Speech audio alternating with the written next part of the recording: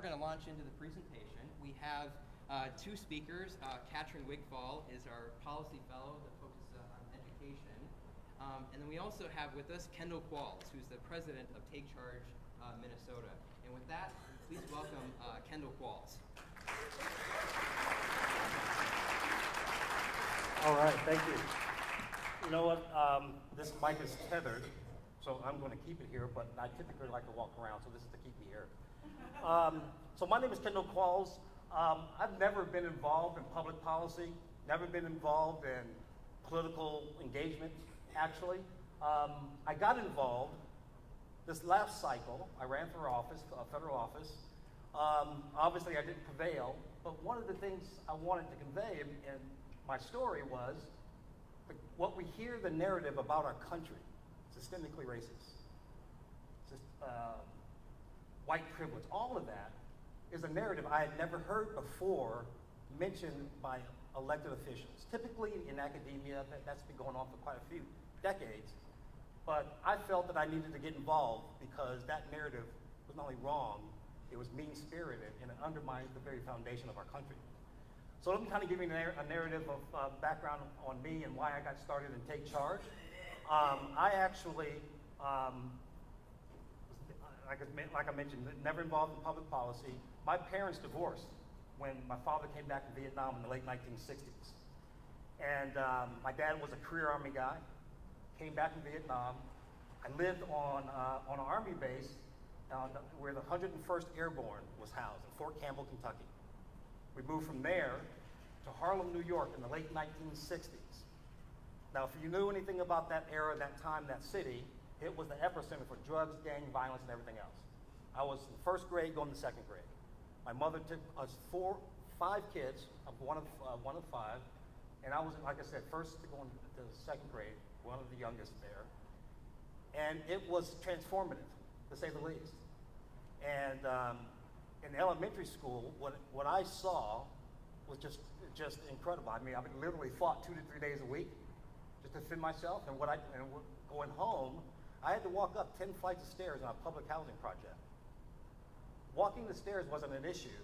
It was always dark in the stairwell because drug addicts would knock out the lights so they can shoot heroin up in the stairwell. So I'm navigating around these guys, getting upstairs. Finally get there, my mom opens the door for me, and it's like a ray of sunshine in a dark cave.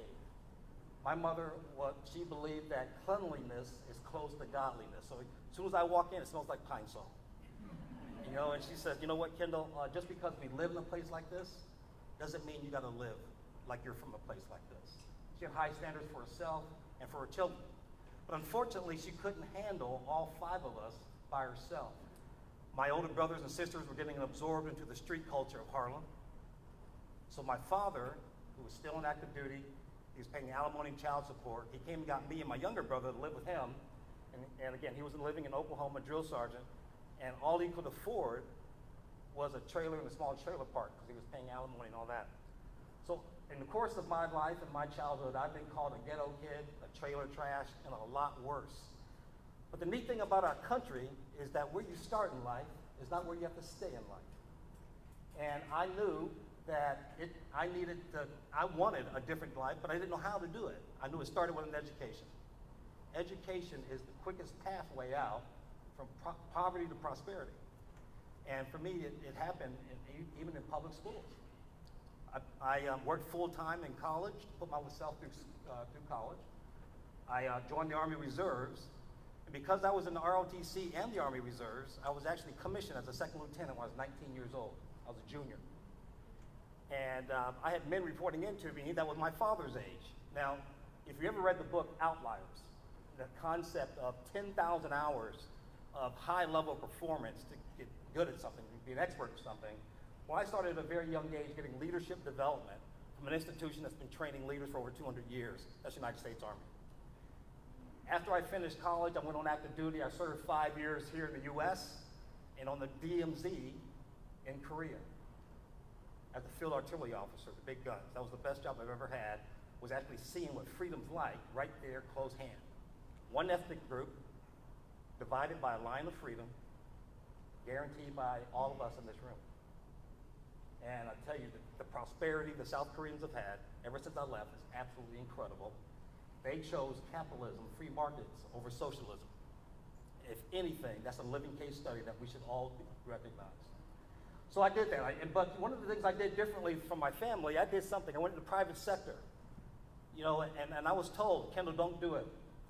Don't do it. The Army's the safest place, the best place for a man of color, for a black man, because they're going to be treated fairly and everything else. I said, you know, I'm going to do it anyway. I'm going to try it. And I was told that that my career would be undermined because I was black. But I did it, like I said, I did it anyway, and I often I don't listen as I should, because I try new things.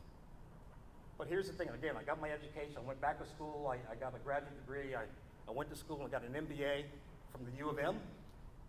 That's the other U of M in Ann Arbor, Michigan. So, I know, bad boy. But I got my MBA, so I joined a company called Johnson & Johnson, started in sales management, the leadership issue that I talked about later was kicking in. Because at such an early age that was developed, that was second nature to me. Because of the MBA, the strategic analysis that was done in the military, I got promoted to the home office in New Jersey. I was in New Jersey for literally 8 years, but I actually developed my career where I was became the group director. After 4 years, I have a budget that I managed, a P&L budget of $95 million. We grew a brand to $1 billion. Number one antibiotic in the hospital. Now that was all of us together. I was 37 years old, literally an hour away from where we were held up, where I was having to fight every day in Harlem. A little hour away, 30 years later, I'm managing this budget at J&J for $1 billion. That only can happen in America. I share that with you, not because, look at me, my great career. I share that with you because in my personal life, in my professional life, people that helped me along the way were black and white, rich and poor, male and female. Americans help people when they see them trying to better their lot in life. Now that's just one story of my personal life, but I've seen it replicated in tens of thousands of people, and every place where I've lived. I lived in 9 different places. I've moved 9 different times. And I've seen it in every place I lived, even in the Twin Cities. There are faith-based schools that are started by people that serve in the black community, those children, where none of them look like them. They serve and they want to help those kids have a better life, even though they may not look like them. So for me, I got involved because the narrative was wrong. Okay, do we have racist people in this country? Absolutely.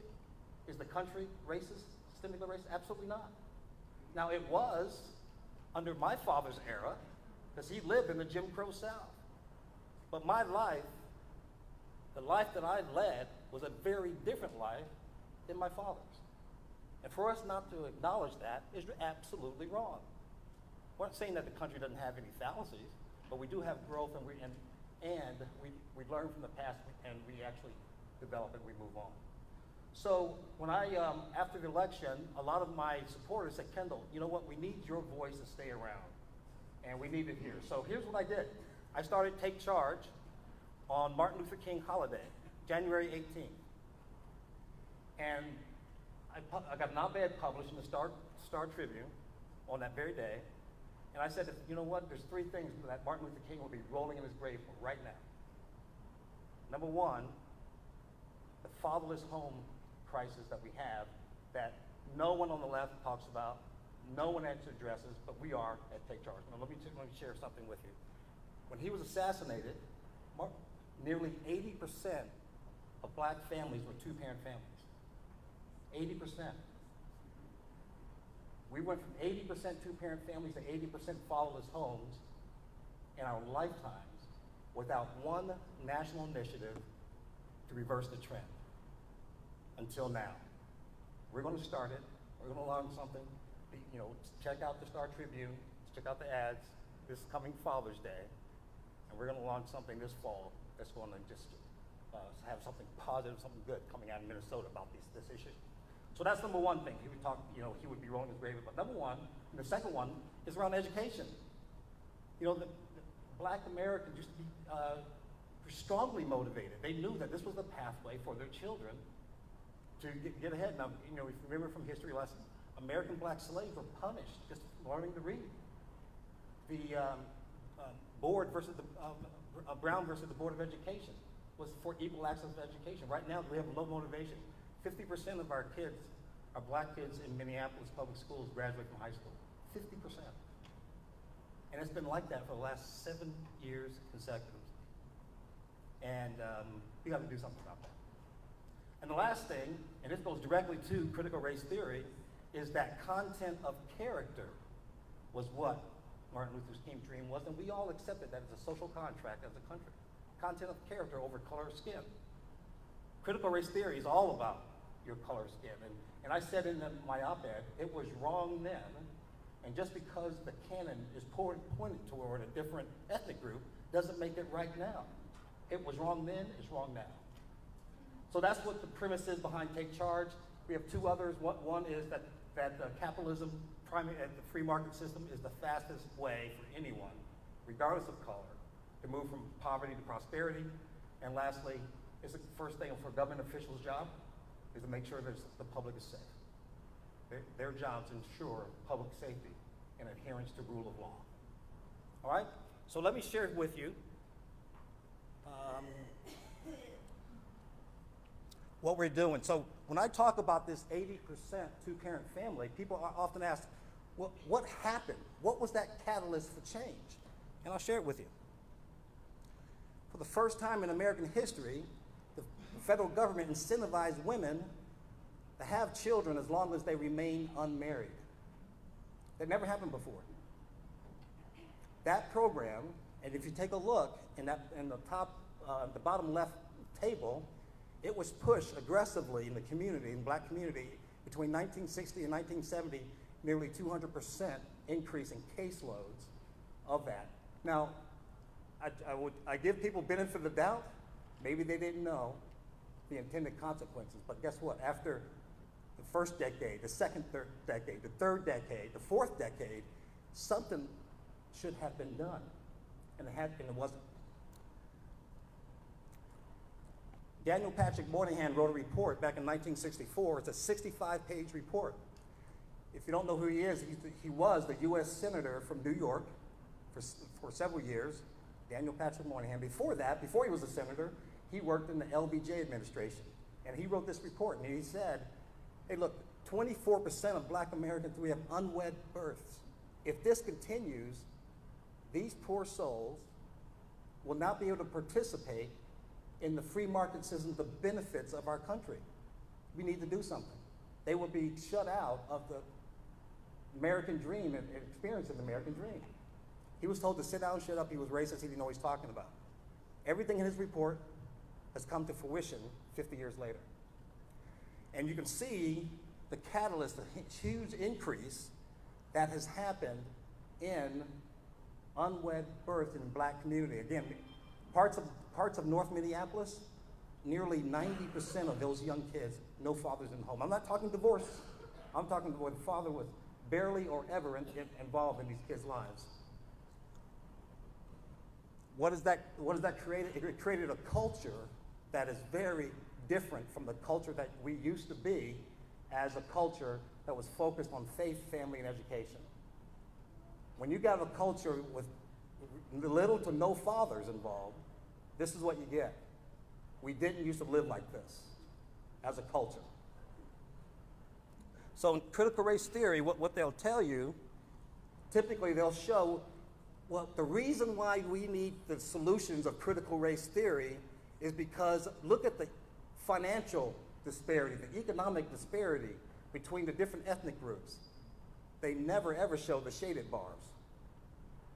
There's a correlation of unwed births, fatherless homes, and income disparity. So on your left, far left, if you can't see it in the back, this is broken up by demographics. That's Asians on the left. That's about $81,000 household income. And you see a decline all the way to the far right in the black community, about $40,000. And again, what you see there's a direct correlation of unwed births by each demographic. Now, this data is published data. You can find this on our website, but it's also the sources are referenced, and this is public information. This next slide is the biggest one for me. That should be public policy for encouraging and sharing the benefits of marriage. When you take a look at all the different variables, poverty drops significantly to 80 to 90% between marriage as well as fatherless homes, regardless of ethnicity. We have a movement with critical race theory where they have all of these solutions they're recommending. But regardless of wherever you look, at the bottom of the page, the second, third, fourth page, you'll never see the traditional nuclear family and rebuilding the family as a solution. There's a problem with that. And the reason I'm sharing this with you, number one, is I lived through this. My family lived through this. I saw the collateral damage in my own family. And I've been working in this industry for over 30 years. I've seen the data at a national level, working with national healthcare companies and looking at it specifically in the global roles as well as national roles that I've had for the last 30 years. I share this last slide with you. This is my family, and I share with people what I'm doing with Take Charge is to make this picture not the exception, but the norm in the culture. This is who we used to be, and we're working to get it back to the norm.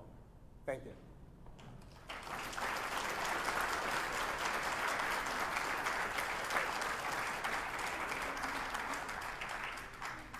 Thanks, Kendall. That is obviously very important, is to focus on why we're here to discuss critical race theory and the fallacies that are involved with this ideology.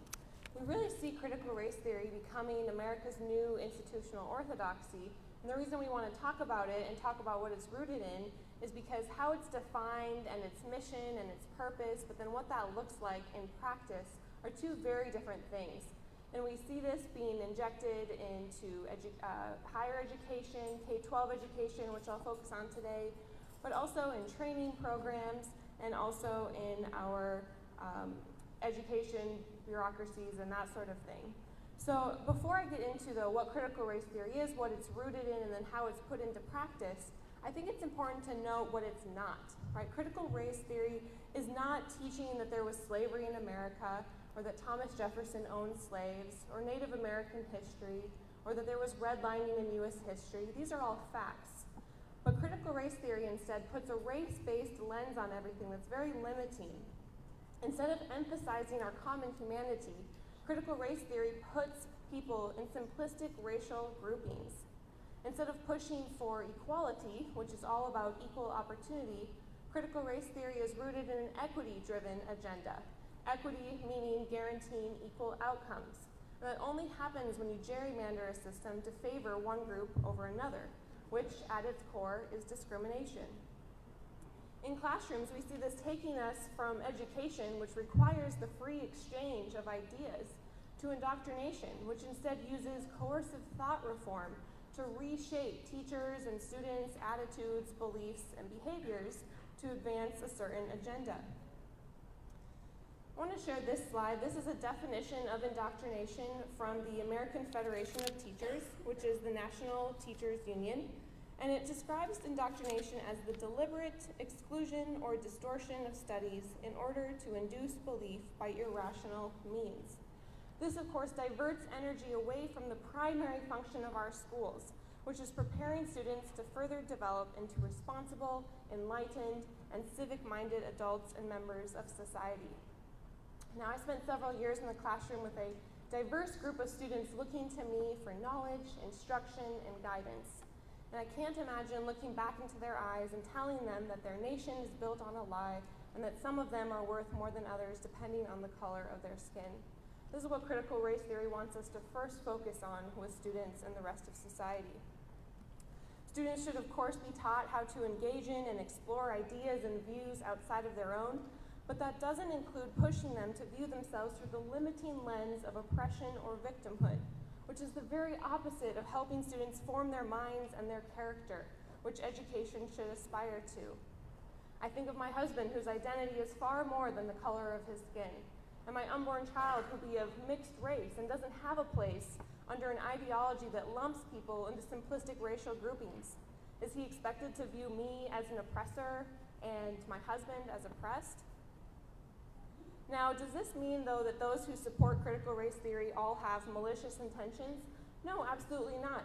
I do believe that there are supporters of CRT who don't understand what it is rooted in and how it is playing out in real-world application. We always want to assume the best of people, but we do know that even good intentions lead to promoting bad ideas.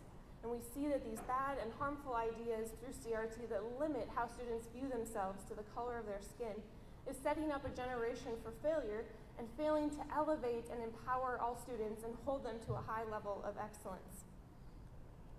So what is critical race theory? There's a lot of talk about it, and I think it's important to understand how it started and what it is rooted in, and then how it looks like in practice. Because again, we can focus on the definition of what we want something to be in practice, but how it plays out can be very different. And we see that with CRT in classrooms and outside of the classroom as well. Critical race theory was officially organized in 1989 as an academic discipline, but the ideas behind it started and are derived from critical theory and critical legal theory, which began around the 1970s and the 1980s. Now, these ideas built on the intellectual framework of class-based Marxism. So Marxism dealt with class conflict, and critical race theorists took that version of Marxism and made it identity-based. So they labeled people groups as either the oppressed or the oppressor, which of course pits people from different groups against each other. And we see identity as the means and Marxism is the end. This also then uses conflict through different people groups to start a revolution that happens culturally and socially and is implemented without violence or bloodshed. CRT also views all systems in society through the lens that they were built on whiteness and oppression and the idea that racism is still everywhere with us. This has led to calls to tear down institutions such as the Western justice system, the free market economy, and replace them with a racial hierarchy in which entire racial groups are either monolithically good or bad. But because neo-Marxism through critical race theory is a hard sell, critical race theorists use a series of euphemisms to describe CRT. Words like equity, diversity and inclusion, culturally responsive teaching, social justice, which sound non-threatening and aren't bad, right? They are ideas that we can all get behind, that everyone should be included, that diversity is important, but how that plays out does not reflect those definitions.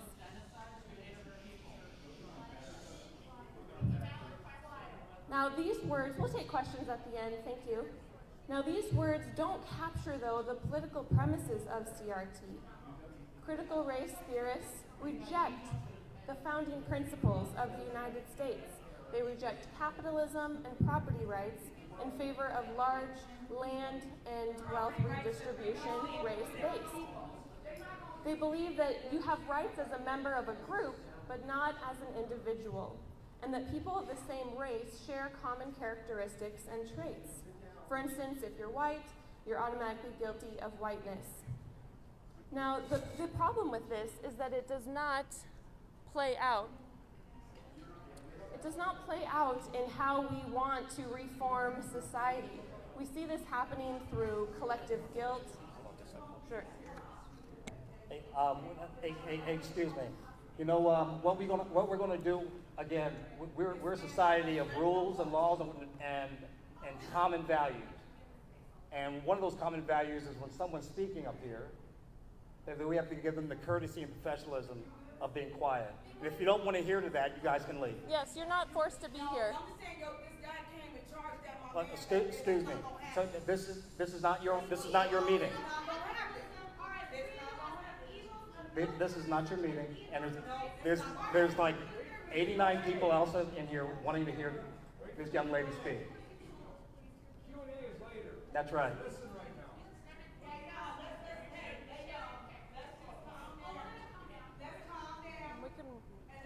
We'll just wait it out. We'll just stand here. We'll just wait it out. We can wait in silence. That's fine. Calm down. We're listening. You're not forced to be here, ma'am. Hey, let's keep No, going. you don't yell at her. Let's keep going. You don't direct this. This is not your meeting. Come on, Raccoon, sit down there. This is not your meeting. We coming here, we gonna be inside. This is not your meeting. I said they gonna be quiet, so they I gonna be said- quiet. this is not your Sit meeting. down now, Raccoon, come on, Daddy. Be quiet. Let's do this, You man. be quiet. Let's sit down. Here we gonna be, I told them they gonna be quiet.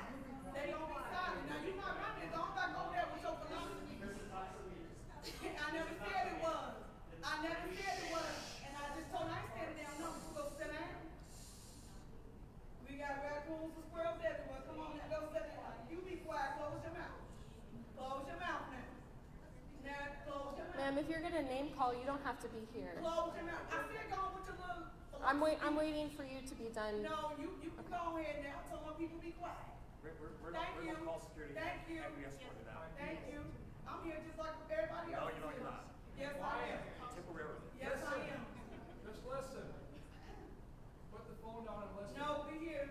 Go ahead.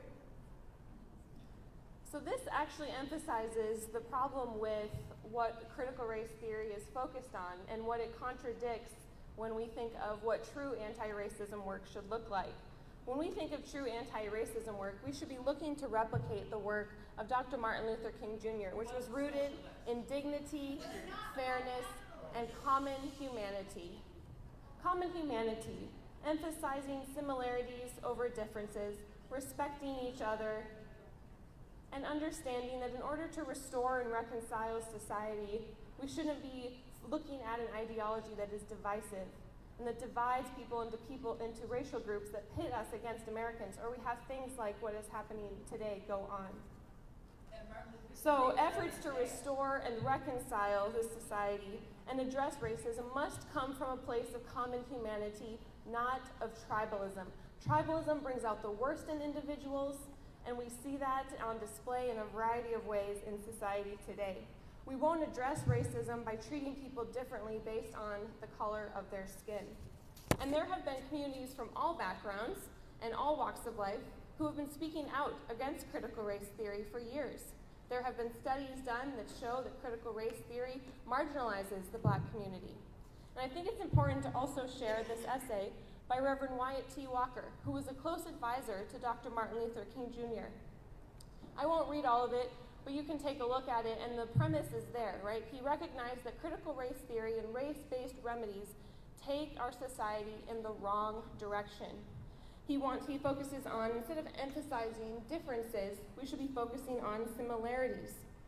Instead of using a critical race theory that analyzes society as institutional group power structures rather than on a spiritual or one-to-one human level, right? When we isolate people into these different groups, we don't recognize them as unique and special individuals in our shared humanity. So even though critical race theory hasn't come out of nowhere, we do see that it's at a tipping point right now, and we see that particularly in education. In schools, we see examples of this new radical vision of American society and what it should look like popping up in a variety of ways. I want to share a couple of those with you today. As we think through CRT2, it's important to note that critical race theory-inspired efforts aren't always called critical race theory.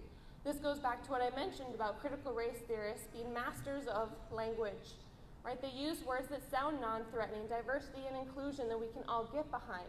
But again, what that looks like in practice does not include all students when you separate them into racial groups. So what does this look like in schools? In Burnsville, 4th graders read a book that warns students that police are mean to Black people but nice to white people. Cops stick up for each other, it says, and they don't like Black men. In Hopkins, school officials vowed to restructure student learning around 13 characteristics of white supremacy, which include requiring Black students to turn in assignments on time, along with expectations that hint at perfectionism or objectivity, which is thinking in a logical or linear fashion. In White Bear Lake, a choir teacher led a privilege and oppression activity that divided students into privileged and targeted groups based on race, sex, gender, religion, and birthplace. Students were asked to share how they felt about belonging in either the oppressed or oppressor groups. Again, how does this help restore and reconcile society if we are constantly dividing students and pitting them against each other? In Edina, K through 2nd graders did a melanin project where students learned to view themselves in terms of skin color. In St. Louis Park, the district is ending its traditional gifted and talented program at the elementary level and is opening it to all students with a focus on anti-racist talent development.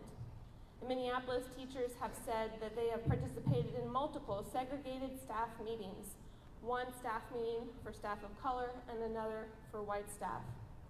In Brooklyn Center, staff listen to videos by Ibram Kendi, they attend trainings on anti-racism, they read his book, How to Become an Anti-Racist, but the messaging in this book is conflicting with the messaging that we should be focused on, especially that of Dr. Martin Luther King Jr. and other civil rights movement leaders. Because Kendi says the only remedy to past discrimination is present discrimination. The only remedy to present discrimination is future discrimination. Now, I recognize that these are metro examples, but it doesn't matter if you live in a small town or a rural area, we see critical race theory-inspired efforts coming up in a variety of ways. Again, they can come up with good intentions in mind, but what does that look like in practice, and what is that doing for students and how they view themselves and society? This isn't a blanket statement against all schools or school leaders or teachers, because we do know, and we've had them at these meetings, that there are teachers who recognize that reducing a student to the color of their skin is harmful. Outside of the classroom, though, we're seeing the push to really have identity politics play out at the state level. And most recently, we've seen that in the current revision to Minnesota's social studies standards. Now, these standards are revised on a 10-year academic cycle, and they lay out what students must satisfactorily complete to graduate from high school. This year is social studies' turn, but we see that instead of focusing on social studies and truths and key events of history, it's turned into simply revisionist history. Now, the Minnesota Department of Ed and the Social Studies Committee acknowledge that the proposed standards mark a shift in approach to standards in social studies learning, but I did a comparison with the 2004 standards that were the first social studies standards implemented and 2011, which are currently in place. And this shift is in fact a revolution. We see that by looking at the purpose statements in the two documents. So here I have the 2004 purpose statement up, which is the fact that social studies, it says that the goal of social studies is to help students gain the knowledge and skills that are necessary to protect and maintain freedom. The study of U.S. history helps students understand that the United States is a nation built on ordinary and extraordinary individuals united in an ongoing quest for liberty, freedom, justice, and opportunity. The first draft of the Social Studies Standards says that its purpose is to help students be conscious and critical of their own biases and those of larger society, prepare students to address powerful social, cultural, and political inequities by looking at their identity through a lens of race and power. Today's versions of political correctness is being inserted at the expense then of key events and ideas that shaped our state's and nation's history. One perspective dominates, not multiple, and that doesn't help set up our students for success outside of the classroom. In fact, whiteness is mentioned as many times in the first draft as the Civil War, and we have key events and history that are left out, including key events and reasons why we had a Civil War, the American Revolution, World Wars I and World Wars II. Now, MDE officials have walked back the significance of this first draft, saying that students will continue to learn about the World Wars, Civil War, etc., and that the first draft focused on standards and benchmarks, and it was about additions and revisions. But the problem is how this material is being framed. Now, your 9th through 12th grader with this first draft will learn that America's 19th century westward expansion is a disgraceful example of Christianity, capitalism, and whiteness. So when we push back, though, against these proposed standards and identity politics, we're not saying that students shouldn't learn about the complex history of America, that we shouldn't learn about the key facts and the truths that have shaped our history. In fact, when we tell America's history right, we don't omit our faults. Was there racism and discrimination in U.S. history? Yes, and it was awful, and it can't be erased. But it should also serve as more than just a record of what happened, and it shouldn't be used as a blanket explanation for present disparities. For example, reducing inequalities to a single variable, such as racism. Critical race theory's conclusion that the American regime is irredeemably racist and has to be torn down and overthrown is false. Students can learn both about the consequences of slavery and the contributions of Black Americans to our society. Students can learn about the multitude of ethnic groups who have helped shape our country and the progress that they have made and how that is not conditioned on racial intolerance. Every child should have the opportunity to see his or her history, heritage, and culture in their education. But how this is currently put into practice, by insisting that we view students primarily or even exclusively through the lens of their race, will not help advance the interests of students, particularly students of color. We want our children to grow up safe, supported, and loved. We want our children to treat everyone equally without regard to skin color. We want to treat our children to reject disparaging individuals based on the circumstances of their birth. We want our children to seek to understand opinions that are different than their own. And we want our children to realize that we can treat everyone equally. But the direction of our state education system does not appear aligned with these priorities and values. We want to teach students how to think versus what to think. And I ain't setting up nothing. I ain't setting up nothing. You can't talk for me or my people. You can't talk for man, you better get that dude for real. You're not talking for us. You're not talking for my people at all. You are white people for that. You don't know what we go through. You don't have our kids. You don't go through our struggles, so you cannot tell us what we gonna do and how you gonna teach our kids. Take that back where y'all come from. Not take a listen. When you start listening,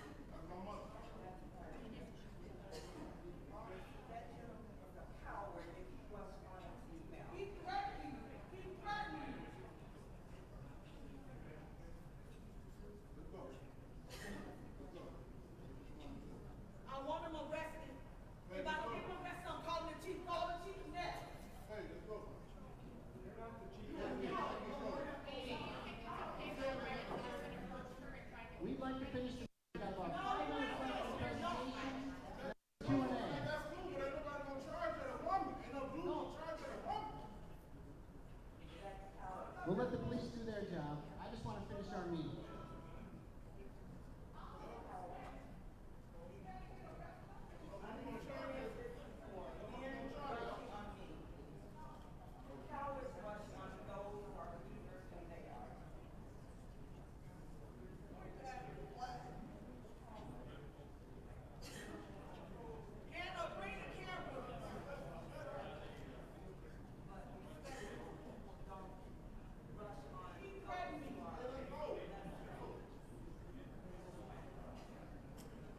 Slides left. We'll finish and we'll do our Q&A. Maybe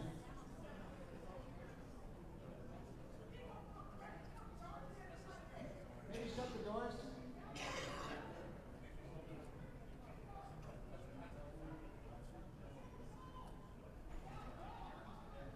Well, hopefully the rest of us want to finish the presentation and we can have some Q&A. Sorry for the interruption.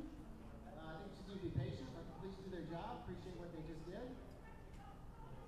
We'll shut it down again if we have another interruption, but we'll try and get through it. So, sorry for the interruption, Catrin. Maybe you could pick up where you left off, and we'll get to the Q&A. Sure, and I think this is an important example of how we see critical race theory playing out and the actions that it can lead to, right? The goal of this presentation is to bring awareness to the fact that this ideology is dividing society. It's not working to reconcile and restore us. It's not working to focus on fairness and dignity and common humanity. And so all of these are values and principles that we can get around while in making sure all students feel included and celebrating diversity. And that's not how it's playing out in classrooms and in society as a whole. And I should add that all of this is happening while Minnesota's student performance is either stagnant or in decline. And so we're focusing on teaching students to view themselves through a race-based lens, but we're struggling to help them improve in core subjects such as math and reading. And you can see this comparison on the chart behind me here that shows that Black and Hispanic students in Mississippi are outperforming Black and Hispanic students in Minnesota. And Mississippi serves more students of color as well. So we are leaving behind a lot of students from all backgrounds, particularly our disadvantaged. And also when we're working on closing an achievement gap, we see that that has not worked over the years despite spending more on education. And we see an achievement gap closure going in the wrong direction, where we're not helping elevate student proficiency in reading. For Black students, white student scores are in decline. And again, this does not hold students to high expectations and raise excellence for all. So where do we go from here? Well, for some, it may be alternatives to public schools. Some have considered a different learning environment for their family. Families should be empowered to choose the learning environment that works best for them. And families are choosing these environments for a variety of reasons. And whatever reason a family is choosing, we should make sure that they are empowered to choose that environment because they know what is best for their student and where their student will thrive. So I won't go through all of these, but there are several options here in the Moorhead area that families can consider, whether that's private school options. There are a lot of homeschooling groups and co-ops, virtual schools, which are different than the distance learning that brick and mortar schools provided because virtual schools specialize in online education and train their teachers to deliver that instruction. And then supplemental curricula, which I want to note because I think that's important, that this is not only available to parents and educators who are homeschooling, but can also be introduced to schools as supplemental material that teachers and educators can use and reference. I think of 1776 Unites, which counters the historical fallacies and inaccuracies of the 1619 Project. They have a history curriculum that features stories and lesson plans that celebrate Black excellence, reject victimhood culture, and showcase African Americans, both past and present, who have prospered by embracing America's founding ideals. There's also resources available at teachingamericanhistory.org and the Bill of Rights Institute. But the question that I get most is once we discuss CRT and what it looks like in schools, what can parents do to push back? How can parents stand up against an ideology that wants to reduce our children to the color of their skin? How do we fight back against the politicizing of our schools? So here are several action items. I won't go through them in depth. You do have an action items card on your table if you're interested in learning more about ways to get involved. But the first way is I want to say is get the word out about the social studies standards revision process. Thousands of Minnesotans got involved in the first draft and submitted feedback on that.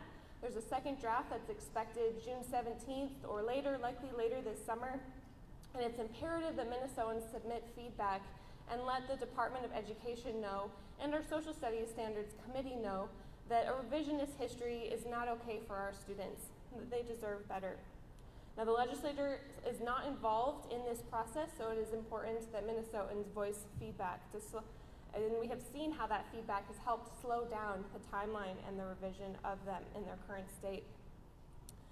Also, get involved through our soon-to-be-launched Illumined app. Now, this app will not only provide parents with resources, but it will also help connect parents with other like-minded Minnesotans who are activated on the grassroots level and they can help you organize, whether that's to attend a school board meeting, start a petition. But a lot of times Minnesotans feel alone and they don't know who to turn to and how to stand up for students in the best possible way.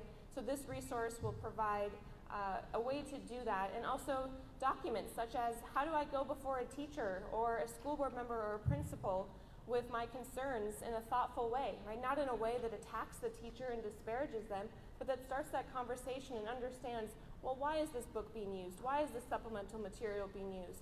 Here's why I have concerns over it. How about an alternative? Run for school board. We know not everyone can do that, but there are those who have and who can.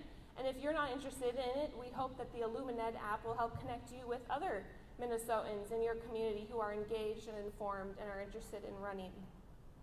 We have seen that grassroots efforts across the country to push back on this concerning ideology have included school board races, and so it's important to get involved at that level. You can also learn more about reviewing textbooks, because once the social studies standards are passed, the school district will then be in charge under the school board of approving and selecting the curriculum and textbooks that goes with those standards to teach them. So if you're interested in learning more about how to review textbooks, you can do so and be trained from the comforts of your home. You can be trained on how to identify factual inaccuracies, errors, or biases, and then take those concerns before the school board. And we have seen in other states that this has resulted in textbooks either being removed from the list, publishers being removed, and a more accurate textbook being put in its place. Support education savings accounts in the education bill. Our education omnibus bill is currently being negotiated in special session, and so we would encourage you to reach out to Senate Majority Leader Paul Gazelka and encourage him to keep this provision in, because what education savings accounts do is they allow families to choose the learning environment that works best for them without a financial barrier. So if a student is stuck in a failing school district, they could use the education savings account to access another school, access mental health services, access special ed services, and other materials that will help empower them and help them reach their highest potential. Reach out to House Representatives Jim Davney and Ruth Richardson to remove concerning language that is CRT inspired on ethnic studies. Consider a different school. For some families, this is an option. For some, it's not. But we know that parents can push back in a variety of ways. Pressure comes in a variety of ways, and one of those ways is voting with your feet. So if you're interested in learning more about alternative learning environments, you can reach out to me, and I'd be happy to share that list for this Moorhead area.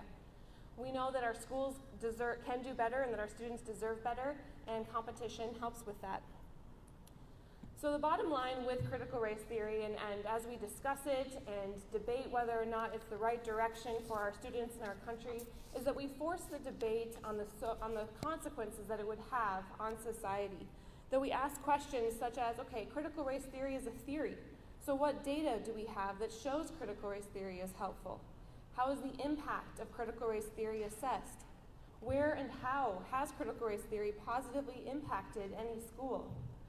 Instead of being for teaching students that the main important thing about themselves is the color of their skin, what we should be for in education is mutual respect, fairness, understanding, equality, and justice. And all of these are violated by a theory that reduces individuals' self-conception and divides students on the basis of race. We know that the number one way to push back on this is courage. Courage to stand up for our students, courage to stand up for how they should view themselves and society. And we know that courage is contagious, right? There is power in numbers, and it is up to all of us to activate that. We know that Minnesota students deserve better, and we know that we can do better. So thank you for your attention despite the interruptions, and I think we have some time for Q&A.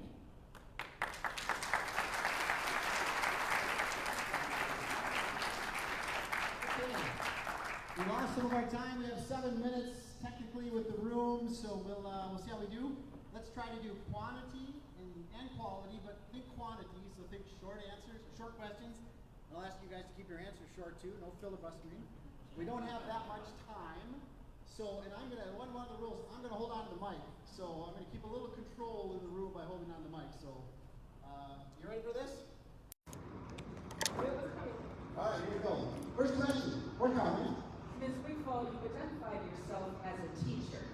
You spent 2 years with Teach for America, for which you received 5 weeks of preparation. I spent 3.5 years in the United States Army. I have never introduced myself as a soldier.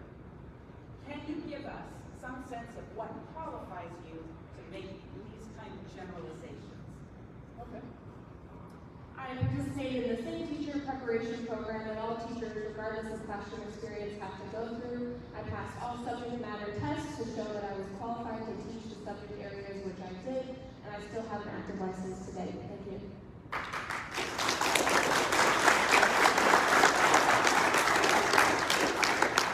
You can see in real time that Islamophobia took a big jump when Muslim immigrants became black, Somali immigrants. For you to deny that racism is ridiculous. Martin Luther King was a socialist. Let's remember that. Let's remember you come in here without any reference to any theoretician or any group that's promoting this critical race theory. You come in with Karl Marx, John Birch Society, conspiracy theories, and apartheid. No substance. You're here to scare white folks. You're here to scare white folks, and you disrespect black people. No, I think maybe speak disrespecting everyone in this room. Ladies and gentlemen, this is one of the reasons why I got involved, is that America no longer can stand still, and we're benefiting from the views and freedoms of our grandparents. And so I can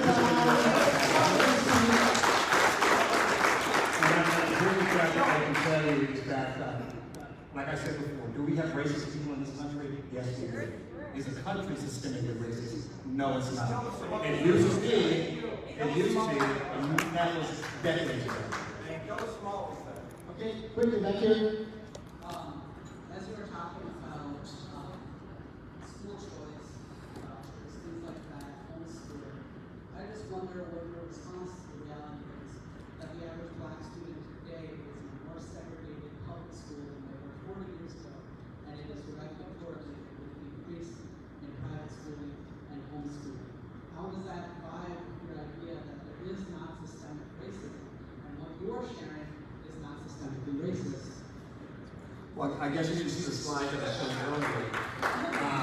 In our lifetime, the black community has moved from 80% two-parent families to 80% fatherless homes and government housing projects. That was a program initiated by the federal government that never existed before. That type of program had an effect on us as a culture, and trust me, we're going to have a transition of moving that process out, of beginning that catalyst for change, starting in Minneapolis, with people from the community recognizing that we need to get back to our basic roots of faith, family, and education as American citizens. Okay, quick follow-up. Sorry, can I add to that? I will also say, regarding your comments, who can access other school options, that's why we're pushing for education savings accounts and these opportunities that would expand who can access them, right? A family should not be limited or denied access to a learning environment based on financial barriers. And I encourage you to check out the Exodus movement. It's a group of 5 black moms who have come together and have said, you know, we are seeing that public schools are failing our students and leaving behind. Our students deserve better. We want other options. And they have been asking state leadership for that, and education savings accounts would provide that for them. Follow-up? First, I want to say that I am a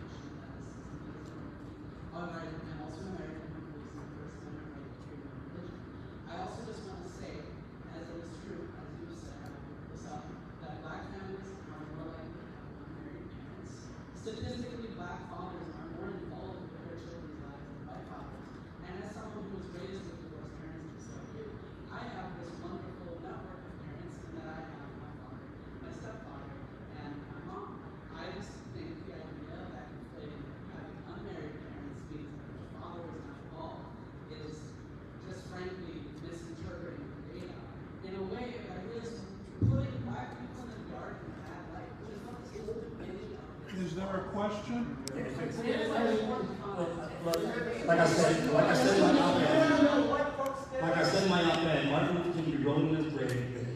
If he ever knew that there was a term that we developed called baby daddy, okay? That's not who we are as a culture, and we're going to get What out. does that have to do with what he is saying, sir? And you know, there's a difference. I didn't say divorce. I said, look, unwed or the father's never been involved in families. Right now, Okay. 23% of children in the U.S. You had your question. You had your question. Now you got your question. One more. We got time for one more, guys. First of all, thank you for your presentation. I've been in public education for 53 years. I have a master's degree, and I have a doctorate. I'm a teacher, I'm a principal, I'm a superintendent. And I can tell you this, I have observed public education from this point, and it has come down, and it continues to go down. Tonight's presentation, to me, was one example of things that can happen to us if we don't take notice of whether it's positive or negative. We need to be concerned. Now, there is a bill in the legislature in Minnesota that, terminology other than money can follow the student, they can go to a charter school, a private school, whatever. If this happens, and I'm kind of towards it, but what will happen then to public education? I believe that public education will continue to decline in its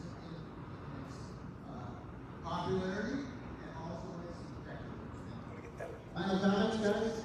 I would say that there have been educational savings account programs in a lot of other states. There have been empirical studies that have been done, and it has shown that when money follows the students, this does not bankrupt a school district. This does not cause a school district to go under. There have been no financial effects on a school district. This is taxpayer money that is being sent to the school and should be allowed to be used by families however they see fit. And if public schools lose students, then they have to ask themselves, why are these students leaving? Right? Students would take the state dollars with them, but federal and local dollars would remain at the public schools for overhead costs and that sort of thing. So again, this doesn't defund schools completely. And if we're worried about the state of our public school education, then we need to ask, well, why are families leaving? And figure out that reason. But thank you for your time in the office, in schools in a variety of offices. Okay, we're going to end on that comment. Thanks everybody for coming. I think we got a little more excitement than we planned when we came down here. American Students at Work.